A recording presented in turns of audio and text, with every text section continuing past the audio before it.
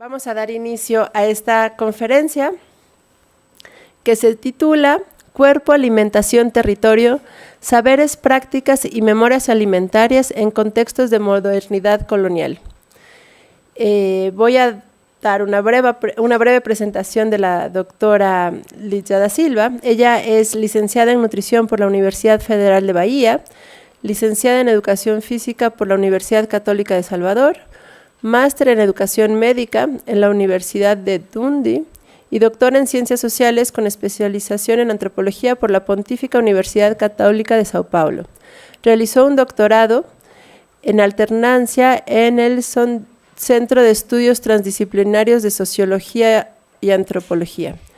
Es profesora adjunta en la Universidad Federal de Bahía, fue coordinadora del curso de pregrado en nutrición entre 2006 y 2008, vicecoordinadora del programa de posgrado en Alimentación, Nutrición y Salud entre 2008 y 2010 y coordinadora del Centro de Estudios e Investigación en Alimentación y Cultura, que desarrolla estudios e investigaciones en el campo de la socioantropología de la alimentación, alimentación y cultura, educación alimentaria y nutricional, prácticas corporales y alimentarias. Bueno, esta es una brevísima semblanza, siguiendo los usos y costumbres de la universidad, pero bueno, Lídia es una queridísima colega, generosa y brillante, a la que yo agradezco mucho, pues no solamente su presencia el día de hoy, sino todo su apoyo a lo largo de este proceso que vamos iniciando en la red HILAR y pues es una de las integrantes fundadoras de esta red y de quienes nos honran a poderla llamar latinoamericana, ¿verdad?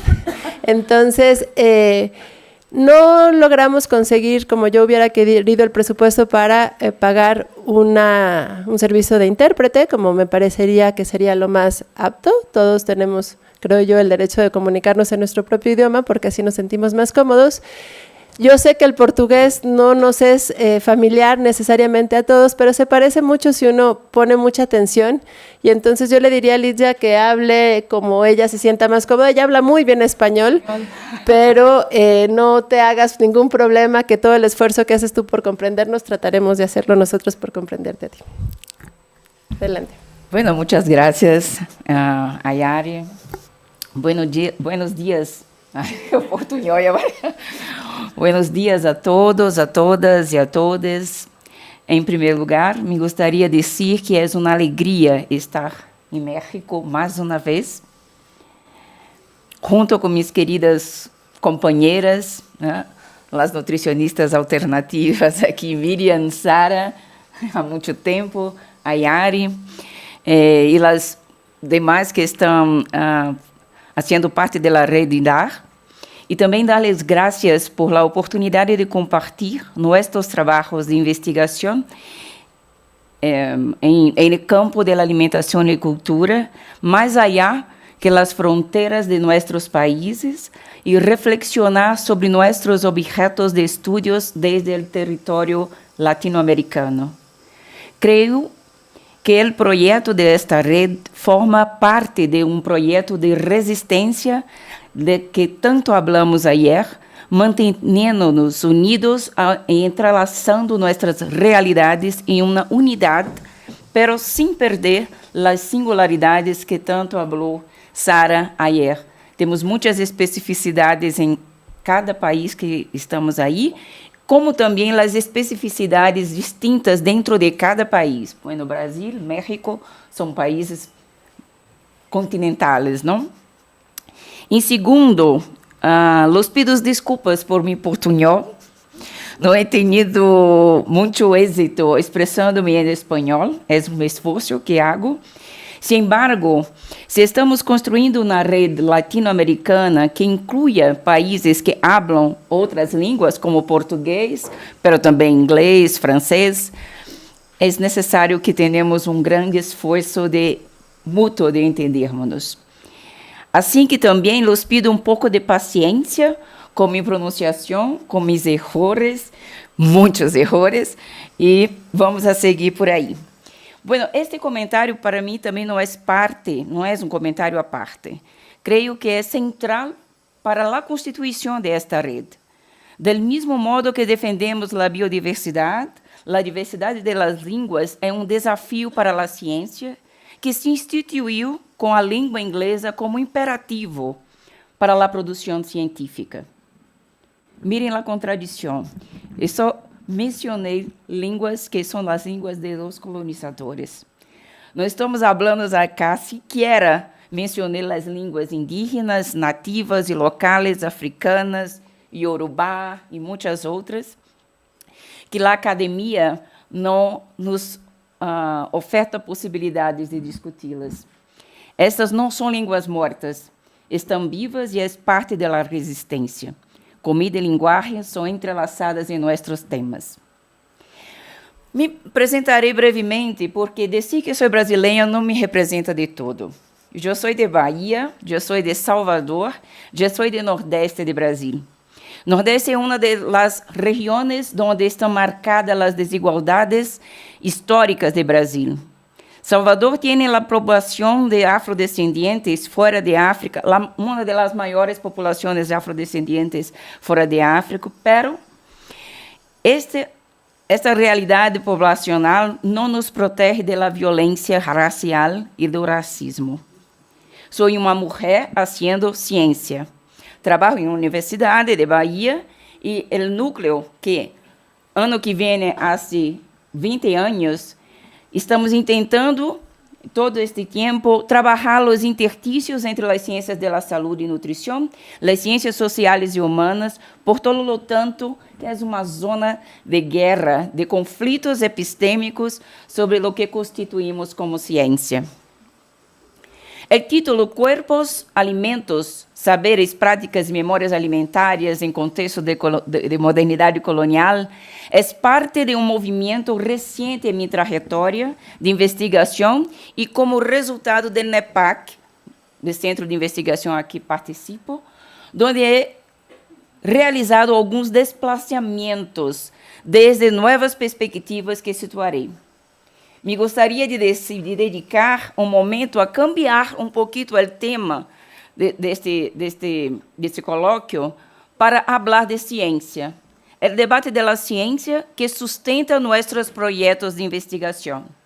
Hemos hecho uma defesa da ciência, de suas virtudes, a importância para a sociedade, e discutindo as crises que temos em relação às os financiamentos e coisas assim, pero pouco estamos discutindo o projeto de ciência que temos para a sociedade, como se fora a ciência fora da parte das crises. A ciência é parte da crise que estamos vivendo hoje, mesmo aquelas que são bem intencionadas. Assim que, de forma muito sencilla, vou contar uma história de nosso centro sobre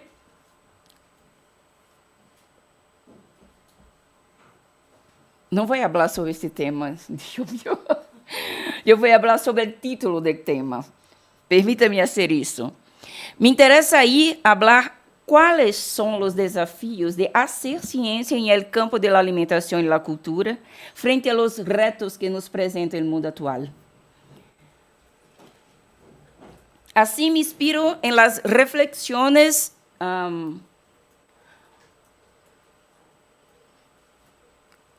de Ayrton Krenak, filósofo, ativista indígena brasileiro, quando traz a noção de florecidade, uma proposta de viver em harmonia, sem uma questão, não é uma questão romântica de falar a natureza e os demais seres, desafiando a lógica capitalista de dominação e explotação. Para Krenak é necessário florestar a mente, em las que as cidades tomadas por el capitalismo se han convertido em uma monocultura em la forma de pensar o mundo, defendendo a pluralidade de mundos. Del mismo modo, creio que temos que florestar a ciência, uma ciência que se hace de uma maneira monoepistêmica. Pero eu vou apresentar uns retos dessa mobilização, que aí falamos muito sobre algumas questões aí, eu vou ser muito breve. Aunque é difícil precisar a fecha destas mobilizações que está se passando dentro do nosso núcleo de investigação, há que marcar que essas incomunidades com as formas de fazer ciência me han acompanhado desde o princípio de minha carreira. Me gostaria de destacar o momento atual, o século XXI, especialmente desde mediados da década de 2010. Mencionarei alguns acontecimentos. O auge da extrema-direita em el mundo, em uma insólita mescla de valores fascistas com regímenes neoliberales, que se ha dado lugar a governos autoritários elegidos por meios democráticos. Isso é muito importante. Os meios democráticos que estão garantizando os regimes autoritários em Brasil e América Latina neste momento e no mundo. Com ele, a redução de muitos direitos laborais, educativos, assim como também os direitos de costumbres de feministas, indígenas, ambientais, os programas que estão se reduzindo.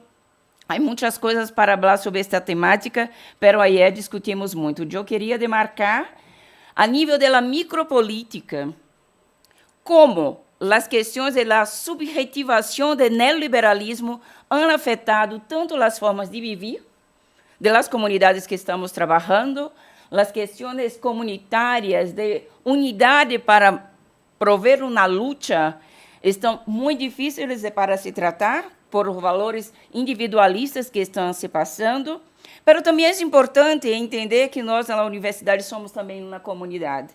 Esses valores nos afetam de uma forma profunda, com uma questão em relação ao produtivismo, uma crítica muito pouco qualificada da ciência e das coisas que estamos fazendo. Um individualismo exagerado. Muitos jovens estão alejados das questões da educação formal, como não há futuro neste processo. A ideia é ser empreendedor de si mesmo. Bueno, há fenômeno no Brasil que se chama, não sei acá, de pobre de direita. Hace sentido, não? Pobre de direita que está tomando isso é uma questão porque hacemos nossos trabalhos em las comunidades e que tipo de relações estamos estabelecendo com elas. Hablando de questões de antes, né? Temos que fazer a luta, comunidades, etc. e tal. E as pessoas não estão interessadas nesse debate. Isto é um problema para a ciência hoje. Então, como temos enfrentado os modos de subjetivação em nossas temáticas de trabalho? Saúde é um empreendimento de si mesmo, passa por as lógicas de mercado, que estão se apoderando dos espaços sociais e da própria forma de gestionar nossos corpos e nossa saúde. Como lidamos com isso em todos os momentos e espaços? Outro ponto importante é a pandemia de Covid-19. Não estamos mais falando sobre isso, solamente citações, e creio que há trauma em la sociedade contemporânea, depois e a ideia é não falarmos mais sobre isso. Creio que há problema muito importante para enfrentarmos, porque a pandemia nos trouxe perspectivas muito importantes em momento de frenar uma lógica capitalista de desenvolvimento onde não há possibilidade de parar, de paros para isso. Então, estamos aturdidos com a obrigação de reconfigurar nossa vida cotidiana em tempo e espaço, afetando efetivamente as nossas formas de existir, de trabalhar, de comer e de cuidar em nós mesmos e dos demais. A pandemia, para mim, personalmente, a crise ambiental foi marco muito importante. De maneira sem precedentes, hoje, a relação entre os efeitos climáticos, pandemia e modelo de produção de alimentos em el mundo ha levado a uma configuração das prioridades de estudos, señalando os desafios para o campo. Há dois desafios para este campo que eu queria falar. Como passamos a reconhecer que existe uma relação? Isso já sabíamos. Pero como se passa, como se dá, como estão se configurando as relações em este momento é algo importante, tanto a nível macro como micro, não somente em questões amplas, pero também nos territórios e nas comunidades.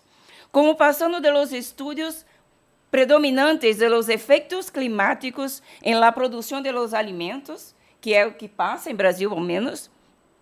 Os estudos estão centrados na ideia de que são os efeitos climáticos em la produção dos alimentos e, portanto, de la hambre, de la inseguridade alimentária, pero não como la produção de los alimentos han afetado ao clima, desnaturalizando a ideia de que os efeitos climáticos não é um mero efeito inevitável, de modo, como, por exemplo, uma maneira unívoca de produzir alimentos que prevalecem no mundo.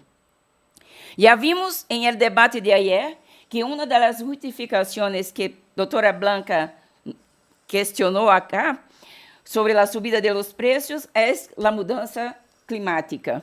Pero penso que parece uma forma muito cômoda de atribuir o fenômeno natural contra o que podemos fazer nada. Não podemos fazer nada, e a ideia que foi discutida sobre o capital financeiro, como se hace aí. E, por último, não sei se é a palavra fortalecimento efetivamente, mas os chamados movimentos identitários, que é o grande objeto de discurso de ódio e da necropolítica estatal, que ha hecho algo mais visível. Os movimentos negros, indígenas, e em Brasil consideramos os movimentos quilombolas, que não é o mesmo que afrodescendentes, não? Há uma marca territorial, esta demarca, ha hecho proliferar outras cosmologias e formas de pensar o mundo, e se han convertido em uma grande inspiração para revigorizar outras formas de pensar e que nos interessam outras formas de fazer ciência. Vale a pena señalar que a visibilidade atual de estes movimentos não se reduz a reconhecê-los como objetos de las políticas e dos estudos científicos, senão como protagonistas de la produção de conhecimentos plurais, defendendo suas formas de vida, territórios e reclamando cada vez mais espaços e vozes em las instituições públicas, a academia e a ampliação da produção científica. E hoje estamos ampliando, ao menos em Brasil, a bibliografia de autores negros e indígenas está estupenda e quilombolas, que pode expressar a frase nada sobre nós outros, senão nós outros.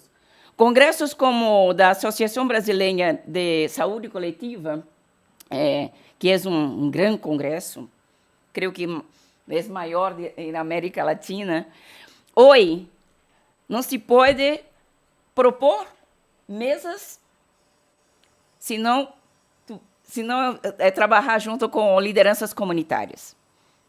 Movimentos comunitários são importantes para participar da discussão acadêmica.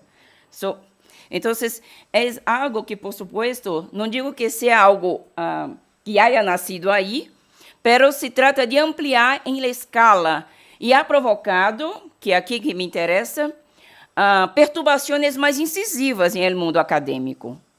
Quando se pergunta que tipo de ciência está sendo sem eles, onde estão as cosmologias e as comunidades tradicionais em estes espaços mais allá que as interpretações nativas que hacemos sobre essas comunidades. Não? Um exemplo do campo da nutrição, em Brasil, a ampliação de redes de nutricionistas negras, como a rede AG1, negras, que não quer solamente discutir a situação das profissionais negras nutricionistas, mas também a epistemologia que temos a ciência de nutrição, que não considera os pensamentos afrocentrados. Estamos fazendo um mapeamento das indígenas nutricionistas em Brasil. Bueno, a questão é como o campo de alimentação e cultura como se reaciona o campo da alimentação e cultura diante de tais acontecimentos. Isso, para mim, não é só... não podemos considerá-lo como um mero contexto a ter em conta. Sim, replantearmos que e como estamos fazendo ciência. Bueno, os tempos pandêmicos me hizo fazer outras leituras, e aí, desculpa-me estar em português, mas há muitas discussões com Donna Haraway, Isabel Stengers, Annie Marimol. Estou deambulando ao mesmo tempo pensamentos como Davi Copenhague, que é um indígena que publicou La Queda do Céu, não sei como traduzir em espanhol. Malcolm Ferdinand, com uma ecologia decolonial, a discussão sobre a estrutura do racismo em esta discussão. Bueno, há muitas. Ayrton Krenak, que estão fazendo um movimento que convém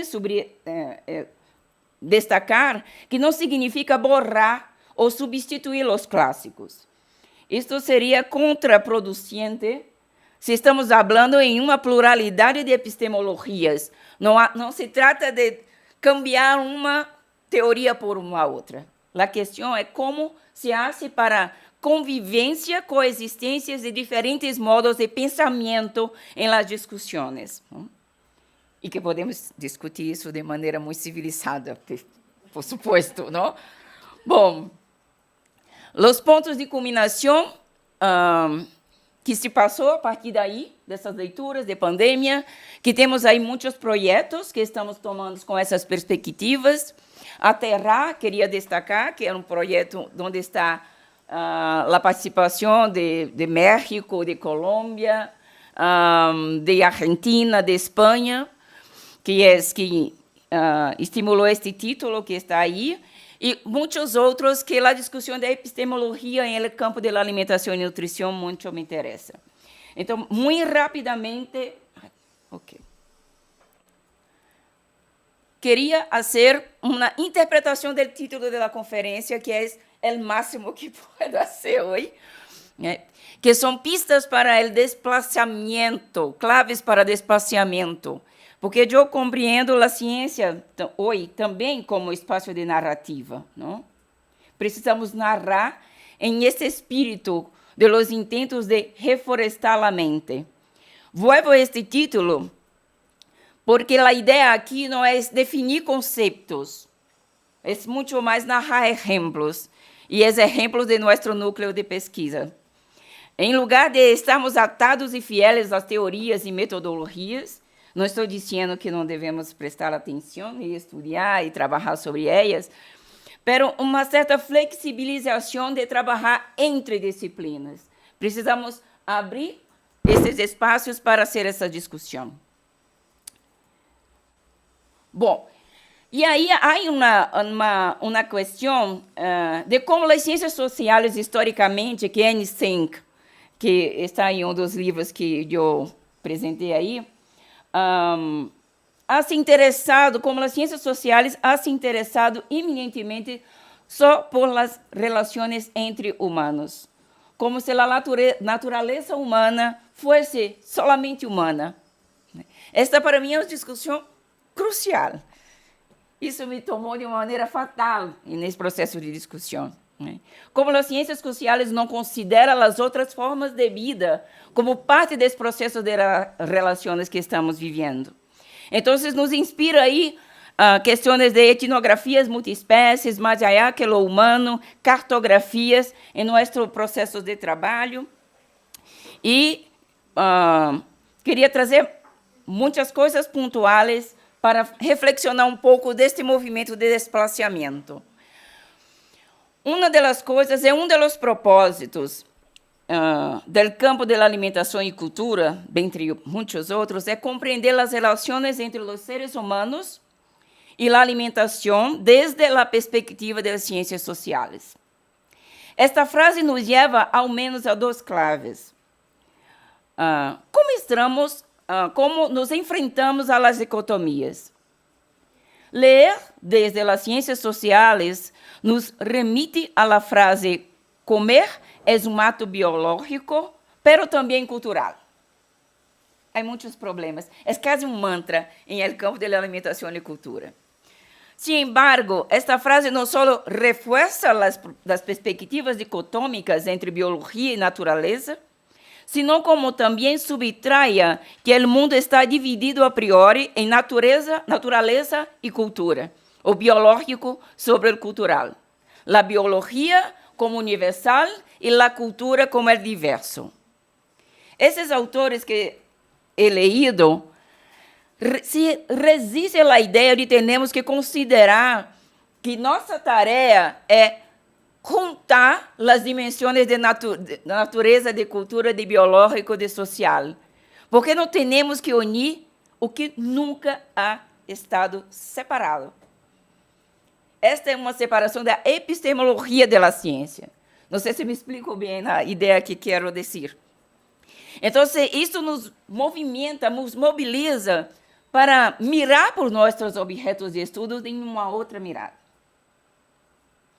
Bueno, é decir, que o cultural adquire uma condição de aspectos, de dimensões, como se foram capas mais allá da universalidade do biológico que lo modulam.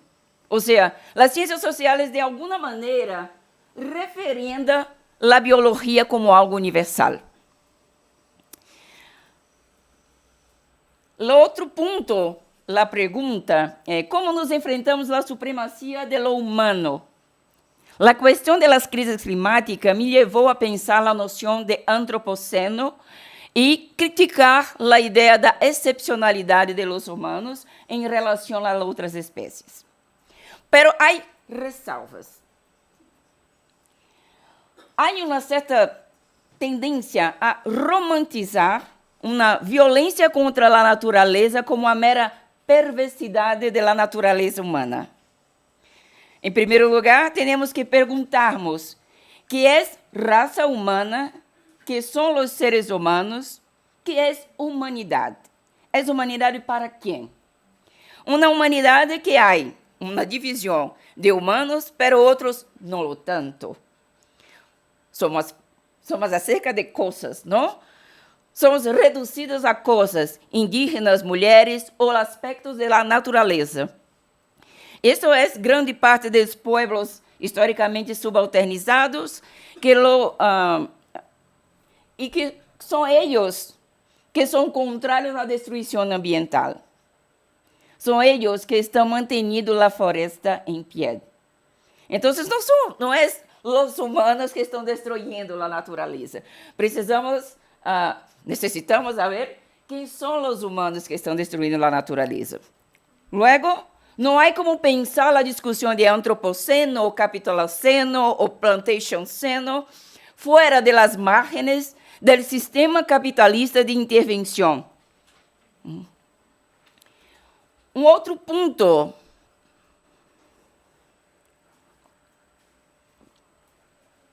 Estou bem no horário.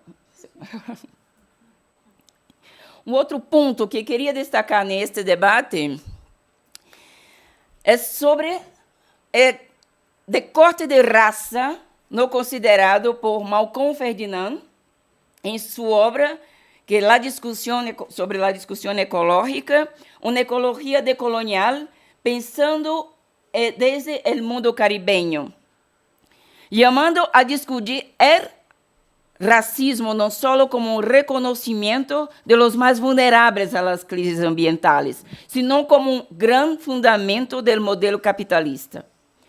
A dimensão do racismo reorganizou o globo a partir do período colonial, estabelecendo uma forma de habitar o mundo, especialmente nas Américas. Um mundo que transforma o território e a natureza em uma, como disse Ayrton Krenak, plataforma para explotação de bienes e de pessoas.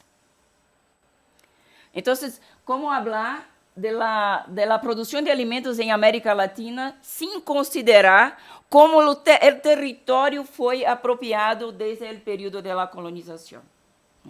Este é um reto, uma coisa muito importante, essa perspectiva. É exatamente por esse motivo que o título, nossa ideia é a interpretação do título.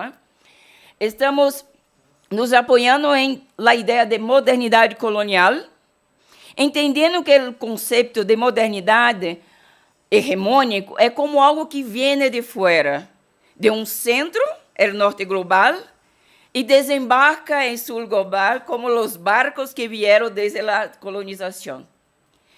El Sul Global y la colonización formam parte do projeto de modernidade, porque sem a explotação de pessoas, territórios e bens, não se pode concebir o projeto moderno.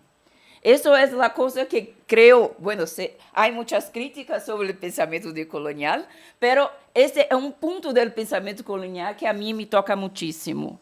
Não há como precisar a ideia de modernidade como o projeto europeu, e sim um projeto que já estava aí. Não? E com isso, creio que é importante. Me gusta a ideia de modernidade como algo que se produz, que se pratica, que se expõe às contradições entre modernidade e tradição, que tanto utilizamos no campo da nutrição, não? Esta questão dicotômica também. Aí, já podemos fazer cambios importantes enquanto o conceito de modernidade alimentária, que é um conceito eminentemente eurocentrado. Bueno, mis queridos companheiros de Europa, não é um enfrentamento, é uma questão de afirmação política e de identidades que estamos aí, não? Bueno, são esses conceitos que também são importados, não? em la ideia de importação e exportações, não? Que estamos basando em nossos estudos.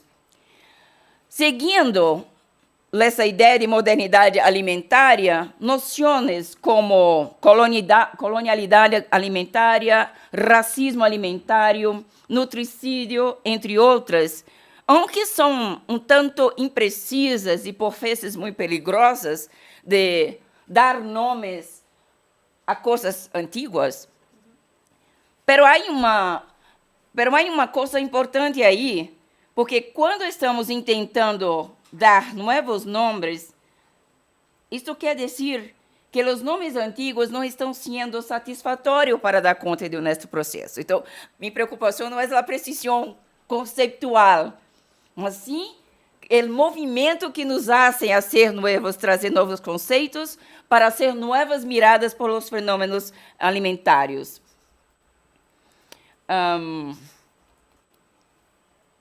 Volviendo à ideia do conceito de relações entre seres humanos e a alimentação, estamos praticando maneiras de fazer outros conceitos, outras ideias, mas sim o compromisso de trazer um conceito universal solamente para pensar um pouquinho mais. A ideia de entender as múltiplas relações entre viventes é uma palavra que faz sentido? A ideia de seres vivos, em Brasil está traduzindo muito como los vivientes, para não falar solamente de los seres humanos, entre los vivientes e a comida e o território, como partes intrinsecamente relacionadas. A priori, se trata de relações marcadas por hierarquias e profundas desigualdades que configuram matrizes de opressão e de resistência.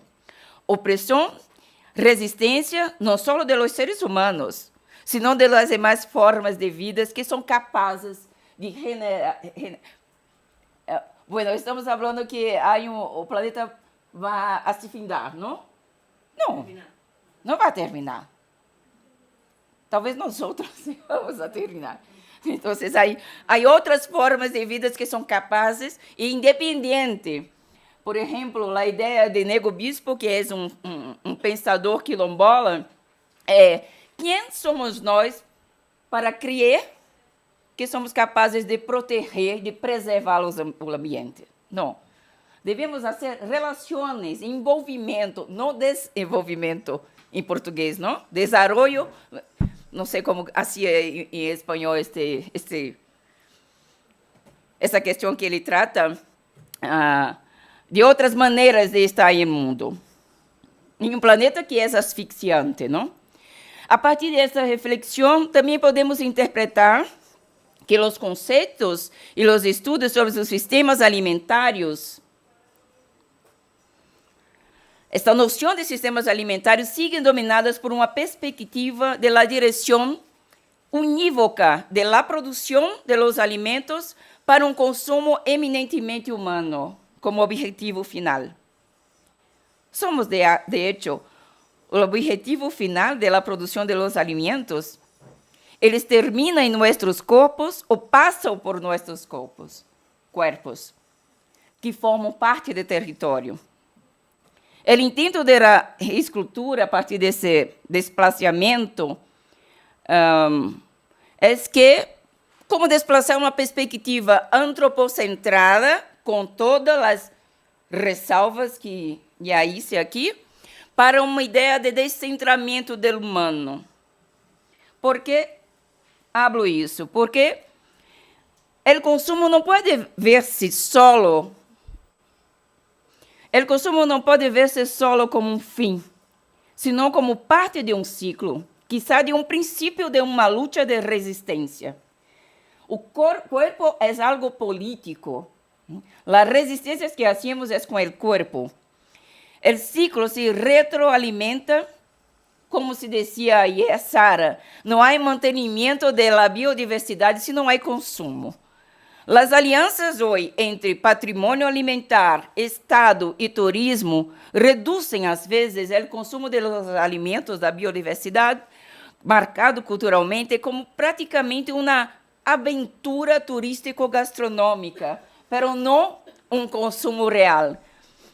É raro esta situação em que os patrimônios alimentares só se concebe, só se conserva, só se preserva se for destruído por o consumo, não? Há muitas discussões aí que me tomaram sobre a ideia do consumo em mercados públicos, etc. E tal. Não sei se há tempo para tanto. Bueno, em Brasil, o lema da Conferência Nacional de Seguridade Alimentar e Nutricional, Brasil foi muito citado ayer, hein? Há muitos comentários sobre as estruturas e como temos leis de alimentação, muitas leis, temos várias questões, mas quando falamos depois de capital financeiro,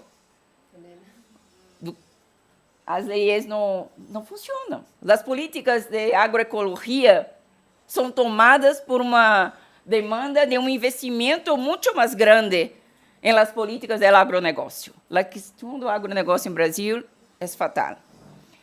Se grande produção de granos em el mundo antes era um orgulho. Hoje é a marca da destruição ambiental. Quando hablo de ambiental, estou falando também de pueblos, dos pueblos, de espaciamento de pueblos e muitas questões que se passam em Brasil, que é muito trágica, não? Creio que conhece um pouquinho. Então, a ideia da conferência falava de comer é um ato político. Eu diria aí, com estas reflexões, que comer é um ato cosmopolítico, afetivo, ético e muitas outras coisas para se pensar. Com isso, traria um outro ponto, que é a noção de corpo-território. Não é como falar de sistemas alimentares sem falar de corpo. O corpo é um tema que me interessa muitíssimo em meus estudos. Desde meu doutorado, intento desenvolver ideias que reconozcam os corpos como diversos e sua relação intrínseca com a alimentação como um composto de corpo, comida e alimentação. Aqui retomo uma preocupação. Como enfrentamos a uma epistemologia que nos hace entender o corpo como uma entidade universal, separada do território e, portanto, do alimento? Como enfrentamos isso pelos movimentos indígenas, a ideia de corpo-território, quando se referem à preservação do meio ambiente em los pueblos, como os parques ambientales? A ideia de preservação de los parques ambientales é um desplazamento de los pueblos, quando são estes pueblos que são responsáveis também pela preservação, não? Então, já habla de negobispo, a ideia, né, que somos nós para crer que podemos preservar o meio ambiente. Bom, a noção de corpo-território toma o território não como um contexto em que atuamos com ele, senão como o próprio mundo vivido. Nosso mundo vivido, nosso território de resistência se passa pelo corpo, frente a muitas ameaças e violências que estes grupos han sofrido sistematicamente e que pretendem dicotomizar materialidade e espiritualidade. Sara falou muitíssimo de espiritualidade, isso não é algo típico de uma cultura nativa que vamos interpretar como aí comentado anteriormente. Mas a ideia de materialidade, espiritualidade, natureza e sociedade não são conceitos que as comunidades tradicionais utilizam em sua vida, em seu modo de existir, né? E, ao lado, temos a noção de corpo. Corpos múltiplos é uma publicação muito importante de Anima Rimol, e Eating Theory é algo... Tivemos uma discussão, eu não pude participar, me encantaria estar, porque é muito difícil trabalhar, é uma filosofia ontológica muito delicada, não muito refinada, pero a mim me toca muitíssimo a ideia de corpos múltiplos e multissituados e suas múltiplas ontologias. Vale a pena señalar que, no âmbito da alimentação e cultura, reconhecer que o ato de comer borra as fronteiras entre eu, o mundo e os alimentos ingeridos não é algo novo. Não. De hecho, é uma perspectiva que ha estruturado o campo, não? E a partir dessa perspectiva é que reconhecemos a relevância e a complexidade do objeto da comida na antropologia. Pero, Anima Rimol profundiza desde sua filosofia ontológica. Não quero trabalhar com filosofia, pero quero inspirar-me essa perspectiva que, para mim, converge muitíssimo com a ideia de corpo-território. Refletir sobre os corpos que comem, não só, bueno, eu vou finalizar, interactuam com o entorno, né? Senão que o entorno forma parte deste corpo que, quando come, tensionamos as fronteiras entre eu e o mundo. É decir, este mundo se mescla comigo. Eu sou o mundo. Para ela, há uma ideia em esta obra de corpo metabólico que é, para mim, fascinante, não? Historicamente, a ideia de um corpo metabólico ha recebido pouca atenção por parte da filosofia e da antropologia em comparação com o que ela conceitua como corpo neuromuscular, que tanto interessou a Merleau-Ponty.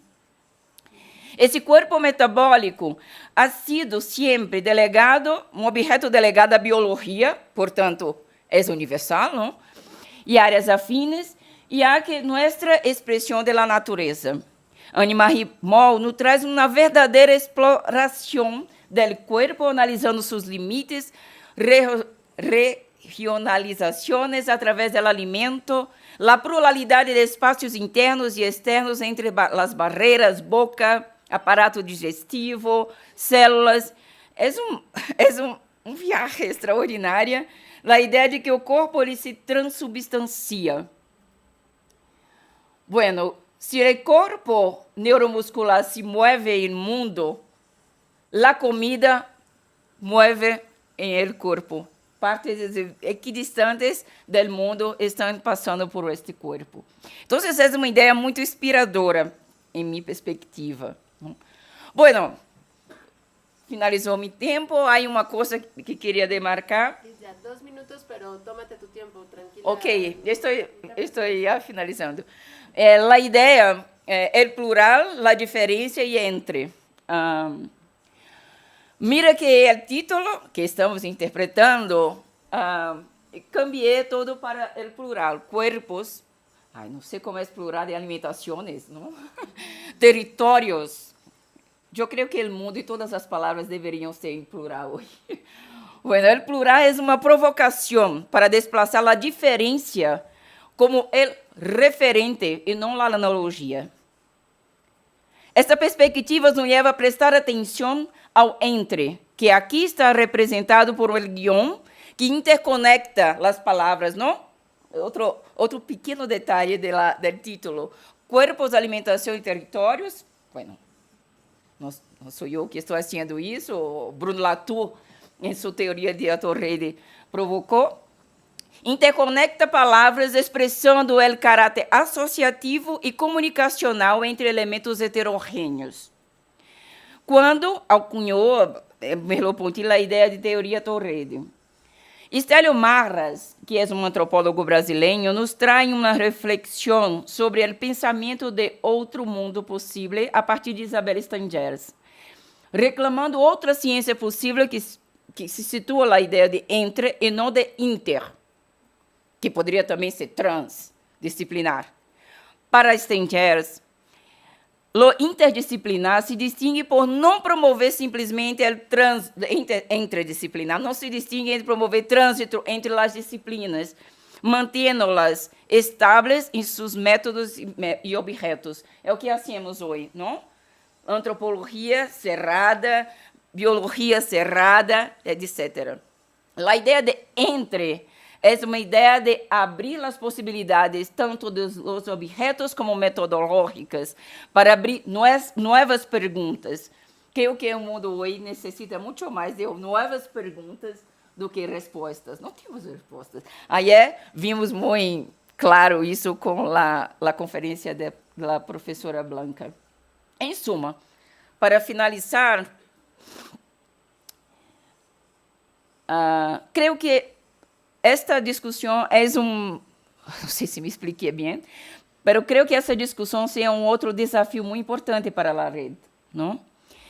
Porque a ideia de trabalhar com realidades distintas, em lugar de comparar e reduzir o diverso a categorias homogêneas, há que pôr em relação as realidades heterogêneas, contrastá-las, estabelecer conexões, porque o que dá sentido à ciência não são só as escalas ou os dados estatísticos.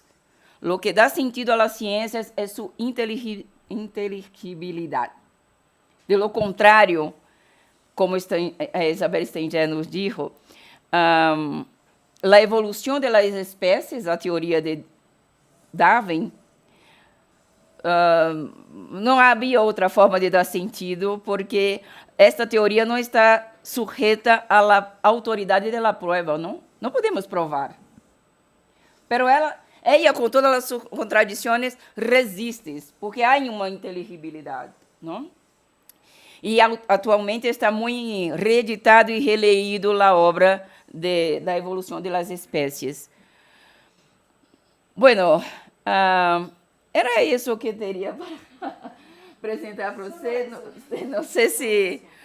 Não sei se Muchas gracias, Lidia. Estava muito confundida se foi possível. No.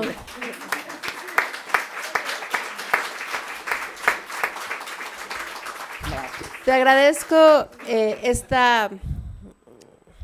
¿Cómo la podría? No voy a caer en la tentación de buscar un adjetivo, pero esta gran conferencia la voy a dejar ahí.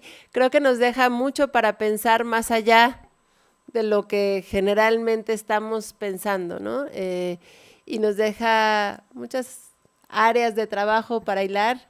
Y bueno, más allá de hilar o no hilar, de espacios, ¿no? De ir tejiendo juntos desde estas nuevas miradas. Tenemos muchos retos y creo que lo que nos está, entre otras cosas, diciendo Lidia, es no nos podemos acomodar en lo que ya sabemos y en las maneras en donde ya nos sentimos seguros de expresarnos académicamente, ¿no? Tenemos que buscar, que inventar otras maneras.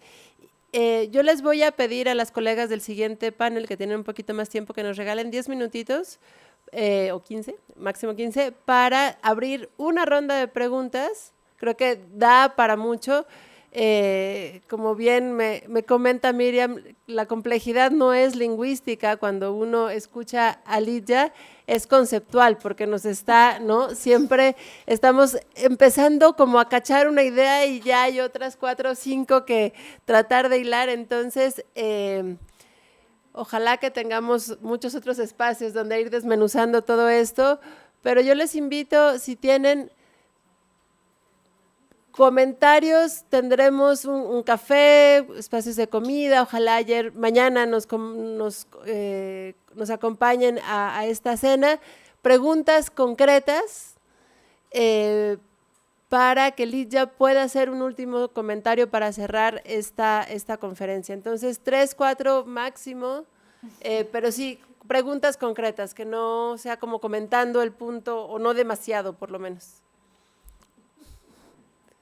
¿Tenemos un micrófono?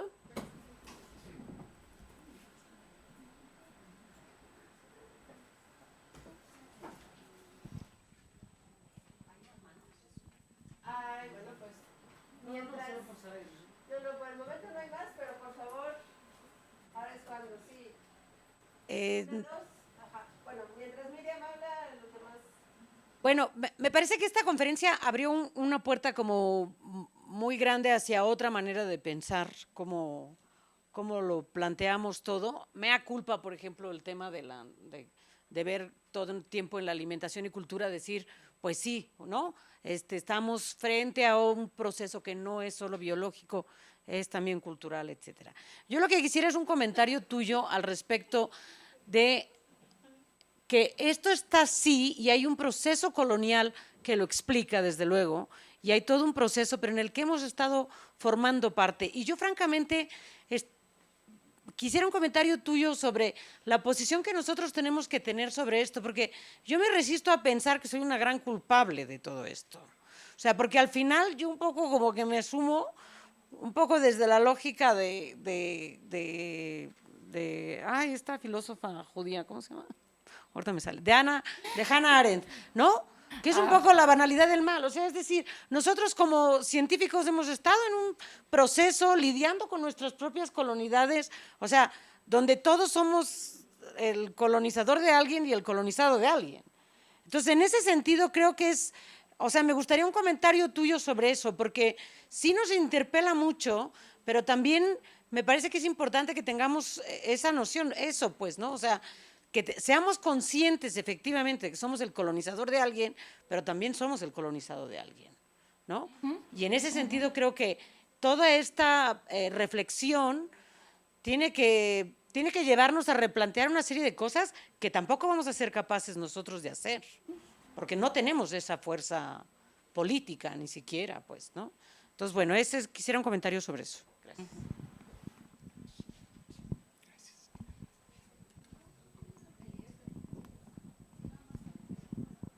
Gracias. Gracias. Igual breve, algo de lo que estuvo comentando me hizo un eco muy importante. En la política agrícola en Brasil incorporan el concepto de la agroecología y lo tienen, no sé si solamente reducido a prácticas ecológicas para la producción o se incorpora con todo el potencial transformador de la agroecología. ¿A qué voy con esto? A que en la política actual mexicana se acaba de incorporar el concepto de la agroecología y para ver cuál va a ser el alcance de eso, siempre hay una captura de las élites. Es decir, hay un discurso que va hacia la transformación de algo y de repente llega o una empresa o el gobierno capturan el concepto, tuercen la ley a su beneficio y los resultados nunca son los esperados. Voy a utilizar un ejemplo muy burdo y muy bobo. Es como si quisiéramos construir un muro que nos divide, pero está completamente construido con materiales reciclables. Entonces eso es lo que siempre me ha causado como ruido. Gracias.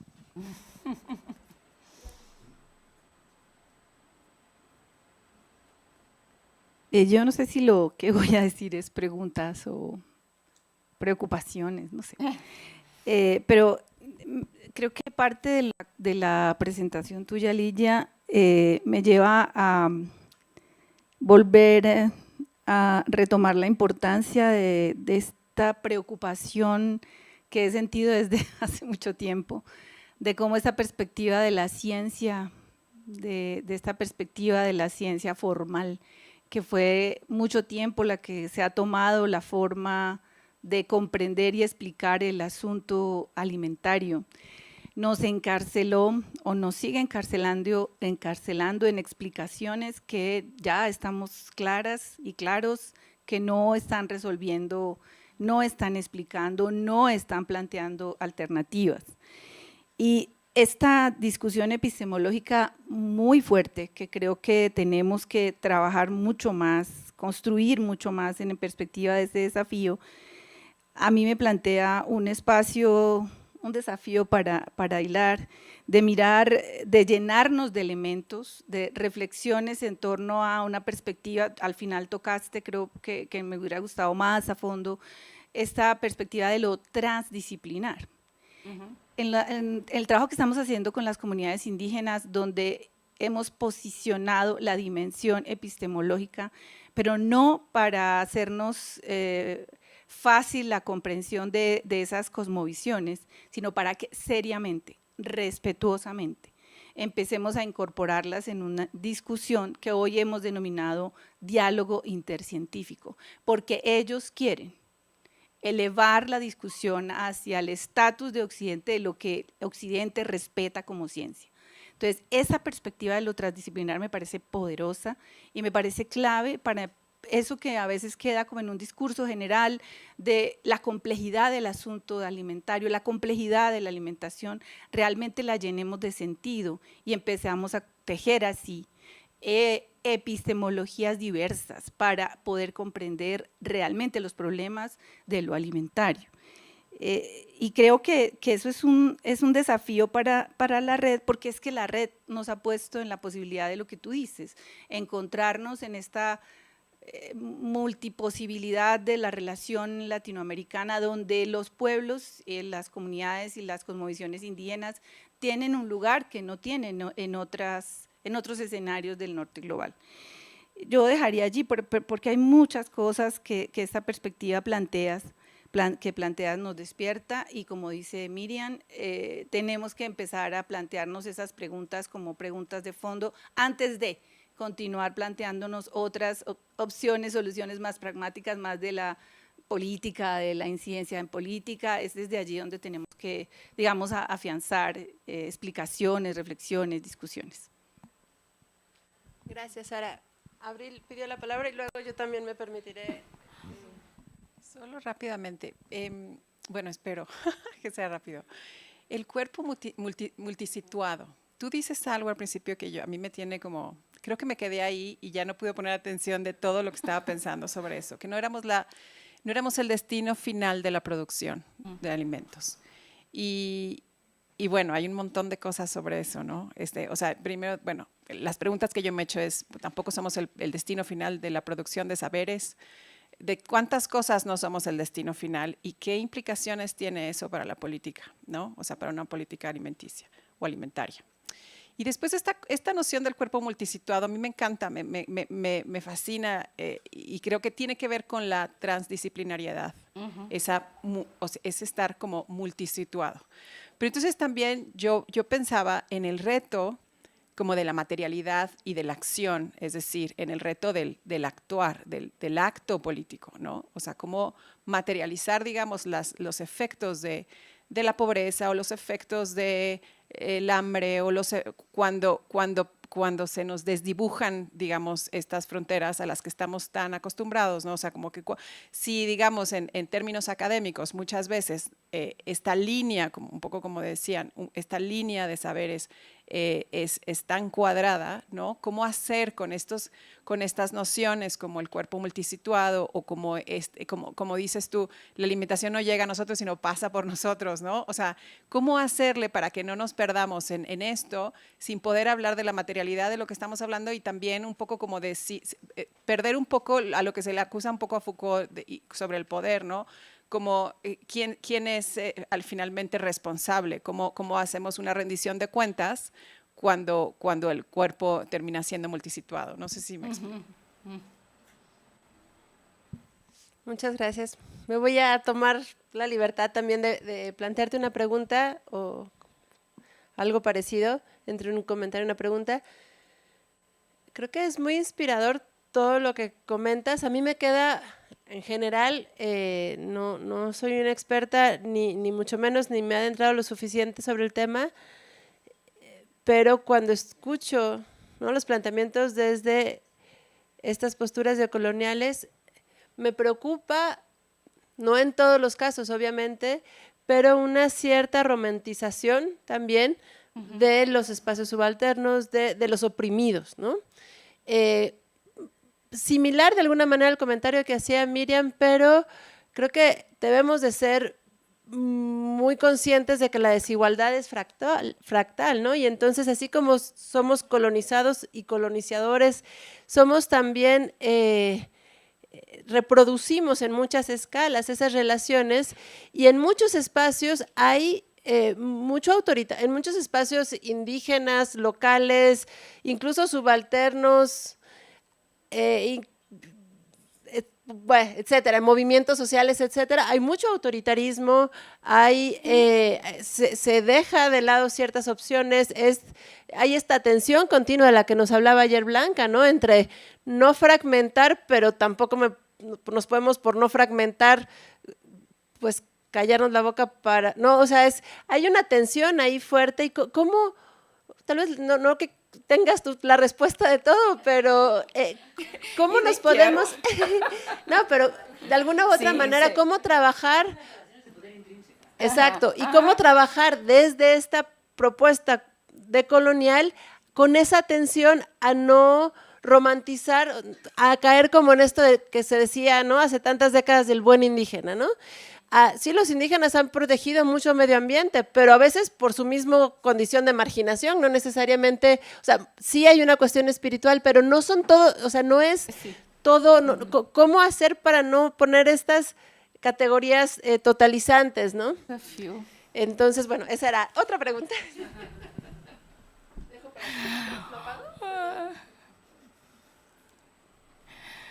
Permita-me falar em português agora. Estou um pouquinho cansada. Bom, isso não foram perguntas. Não entendi perguntas direcionadas a mim. Até porque não tenho respostas. E não pretendo tê-las respostas. Isso também é uma questão que, quando eu comecei a fazer essas leituras, me provocou muito essa emergência que a ciência sempre nos colocou. E, claro, isso é uma demanda das alianças da ciência, tecnologia e Estado de dar respostas. Primeiro porque a ciência não consegue dar respostas, né? A Isabelle Singer fala muito da ideia das assembleias, né? Tipo, congressos científicos, que é algo parecido com o que Sara acabou de falar, né? De colocar em diálogos os diferentes grupos que têm interesse em determinada temática.